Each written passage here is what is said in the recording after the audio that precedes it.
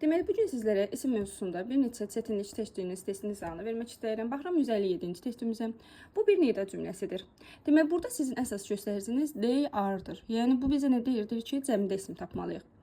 Baxırıq variantlarımıza. Deməli, baxın, of ilə olan birləşmələrdə mütləq dediyimiz kimi ofdan əvvələ baxırsınız. Ofdan əvvəl olan sözümüz cəmdədirsə, ismimiz deməli, bu cəm götürüləcək. Yox, ofdan əvvəl olan ismimiz təkdədirsə, deməli, tək götürüləcək. Birinci nümunədə cəmdədir. Deməli, bu cəmdədir. Baxmayaraq ki, burada news sözü var da.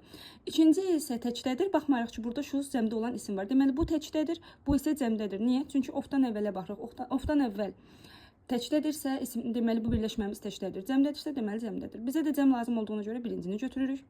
Baxıram üçüncünə wonderful music. Bu deməli təkdədir, sayılmayan isimdir. Və fat sheep, biz bilirik ki, sheep, fish, deer, swine. Bu isimlərin qarşısında, yəni bu heyvan adlarının qarşısında artiklı varsa təkdədir, yoxdursa deməli cəmdədir. Deməli onda burada sheep də cəmdədir. Well dressed men. Mən olsaydı təkdə olardı, amma men də cəmdədir. Deməli düzgün cavabımız olacaqdır 1, 4 və 5, yəni D-bəndi. Baxıram indi 158-ci testimizə. 158-ci testimiz, görürsünüz, burada sizin ise ipucunuz deməli it is'dir. Yəni biz nə tapmalıyıq? Tək isim.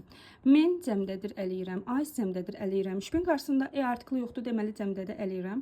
Qaldı ya B ya da D variantı. Baxırsınız, deməli news sayılmayan isimdir. Artiklla işlənməz deyə düzgün cavabımız oldu. D-bəndi. A pleasant place. Növbəti 150, 160, 159 və 160-cı testlərin isə cavabını sizlərdən gözləyirəm. Rəylərdə yazarsınız.